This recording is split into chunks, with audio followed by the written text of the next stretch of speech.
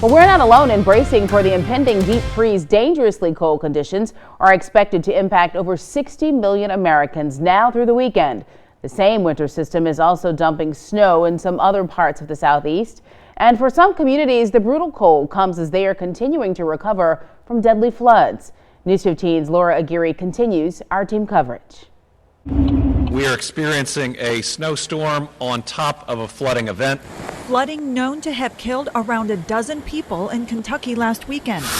Now the state and region is enveloped in snow and frigid temperatures. We had one part of our state that received 8 inches of snow, western Kentucky getting a significant amount, some parts with 6+. The governor says at least 2 people appear to have died from hypothermia. Local outreach organizations are mobilizing to keep that death toll from rising. And we're all coordinating to try and cover as much geographic area as we can to make sure that people have enough supplies to keep them safe.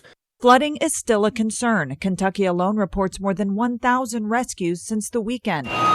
Temporary flood walls have been set up in some cities, like Louisville. Once this wall goes in place and once the pump stations go live, our teams will be running these pump stations until the Ohio River crest. A crest that's not expected until Friday. Yesterday, I declared a state of emergency across North Carolina. North Carolina, Arkansas, and Virginia all declaring emergencies to weather the snowstorm. Snow began in the mountains earlier this morning and will continue moving eastward throughout the afternoon and evening.